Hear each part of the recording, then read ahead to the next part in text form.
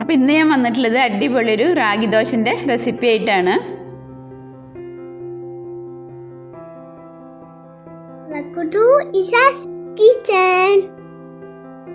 അപ്പോൾ റാഗി ദോശ ഉണ്ടാക്കാൻ വേണ്ടി ഞാൻ ഇവിടെ 1 കപ്പ് റാഗി എടുത്തിട്ടുണ്ട്.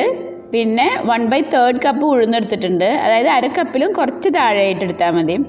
പിന്നെ ഉലുവ 2 ടീസ്പൂൺ എടുത്തിട്ടുണ്ട്. പിന്നെ ഞാൻ എടുത്തിട്ടുള്ള മട്ടവലാണ്, അത് 2 ടേബിൾ സ്പൂൺ എടുത്തിട്ടുണ്ട്. അപ്പോൾ നമ്മുടെ ഒരു സബ്സ്ക്രൈബർ ആവശ്യപ്പെട്ട പ്രകാരമാണ് കേട്ടോ ഞാൻ ഈ ഒരു റാഗി ദോശൻ്റെ വീഡിയോ ഇടുന്നത്.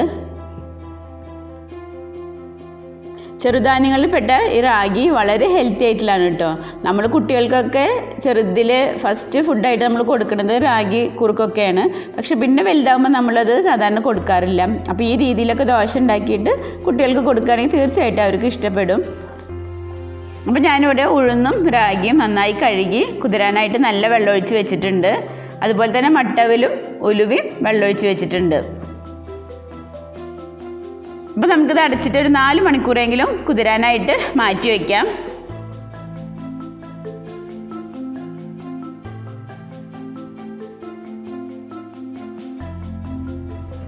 അപ്പോൾ ഇപ്പോൾ 4 മണിക്കൂറായിട്ടുണ്ട്. റാഗിയും ഉഴുന്നും എല്ലാം കുതിർന്നിട്ടുണ്ട്.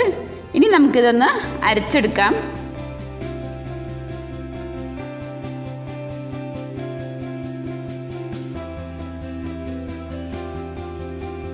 അപ്പോൾ ഉലുവയും ഉഴുന്നും അതുപോലെ തന്നെ അവലും റാഗിയും എല്ലാം നമുക്ക് മിക്സിയിലെ ജാറിലേക്ക് ഇട്ട് കൊടുക്കാം.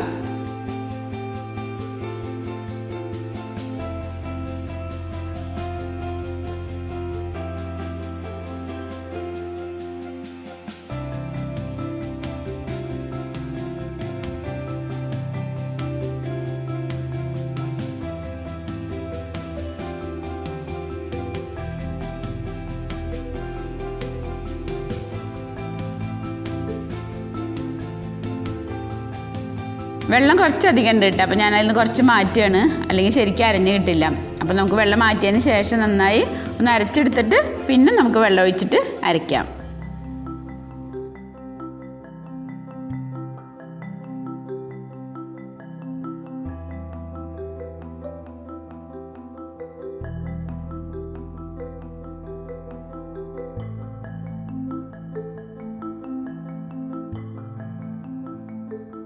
ഇപ്പോൾ ഒരുവിധം അരഞ്ഞിട്ടുണ്ട്. ഇനി നമുക്ക് കുറച്ചും കൂടി വെള്ളം ഒഴിച്ച് നന്നായി പേസ്റ്റ് പോലെ അരച്ചെടുക്കാം.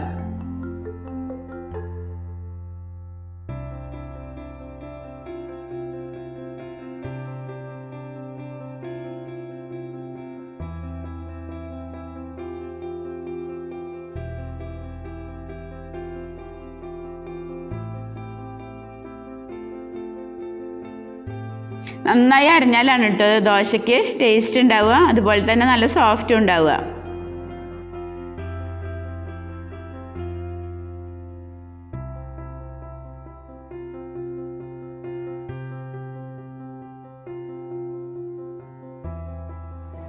ഇപ്പം എല്ലാം നന്നായി അരഞ്ഞിട്ടുണ്ട്. ഇനി നമുക്കതൊരു പാത്രത്തിലേക്ക് മാറ്റാം.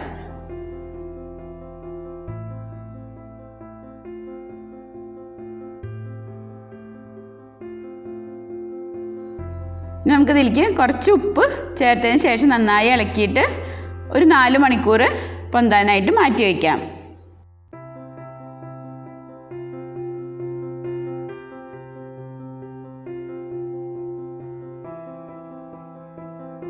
നമുക്ക് മാവ് പെട്ടെന്ന് തന്നെ റെഡിയായി കിട്ടുന്നുണ്ടെങ്കിൽ ഉപ്പിട്ടതിന് ശേഷം നമ്മൾ കൈകൊണ്ട് നന്നായി ഒന്ന് മിക്സ് ചെയ്തിട്ട് വെച്ചാൽ മതി.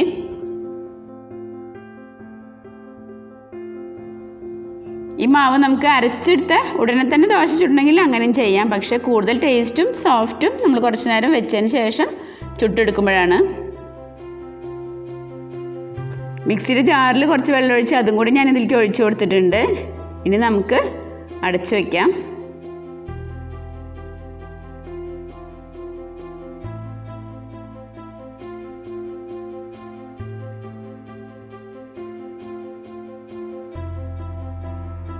ഇപ്പോൾ 4 മണിക്കൂറായിട്ടുണ്ട്. നമ്മൾ മാവൊക്കെ പൊന്തി വന്നിട്ടുണ്ട്. ഇനി നമുക്ക് നന്നായി ഒന്ന് ഇളക്കി കൊടുക്കാം.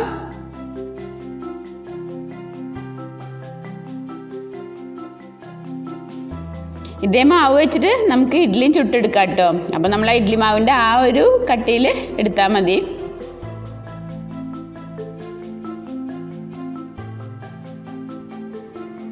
അപ്പോൾ നമുക്കിനി ദോശ ചുട്ടെടുക്കാം. നമ്മുടെ ചട്ടിയിലേക്ക് കുറച്ച് നല്ലെണ്ണയാണ് ഒഴിക്കുന്നത്.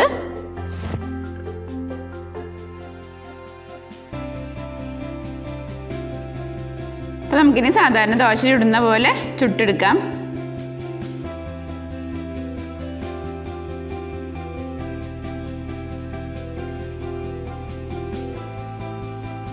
ദോശയിലും ഞാൻ നല്ലെണ്ണയാണ് ഒഴിക്കുന്നത് കേട്ടോ. അതല്ലാന്നുണ്ടെങ്കിൽ നമുക്ക് പശു നെയ്യ് ഒഴിച്ചു കൊടുക്കാം. ഇനി നമുക്ക് ദോശ ഒന്ന് മറിച്ചിട്ട് കൊടുക്കാം.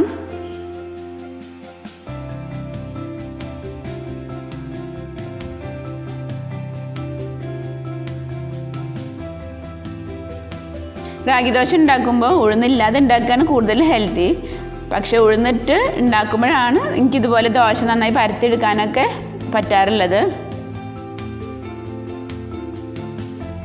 ഉഴുന്നില്ലാതെ റാഗി ദോശ ഉണ്ടാക്കുമ്പോൾ നമ്മൾ ഉലുവയും അതേപോലെ മട്ടവലും ചേർക്കുക. മട്ടവലിന് പകരം മട്ടരിയുടെ ചോറ് ചേർത്താലും മതി.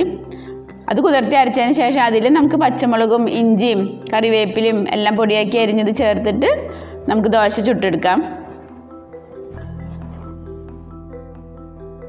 ചെറുധാന്യങ്ങളുടെ ഗുണങ്ങളെക്കുറിച്ച് ഞങ്ങളുടെ നാച്ചുറോപ്പതി ഡോക്ടർ വിജയകുമാർ സാറിൻ്റെ അടുത്ത് നിന്ന് അറിയാൻ കഴിഞ്ഞപ്പോഴാണ് നമ്മൾ കുറേശ്ശെ ചെറുധാന്യങ്ങളൊക്കെ നമ്മളുടെ ഡയറ്റിൽ ഉൾപ്പെടുത്തി തുടങ്ങിയത്. റാഗി, അതുപോലെ യവം, ചാമ, അതെല്ലാം.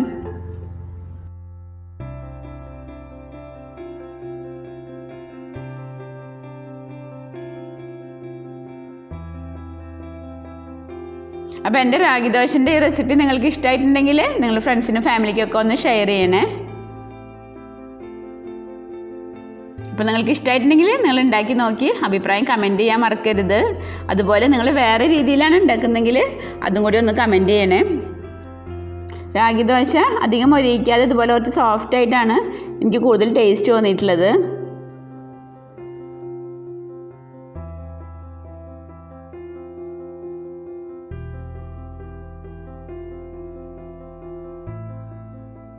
അപ്പോൾ മറ്റൊരു വീഡിയോ ആയിട്ട് വരാം. Thank you.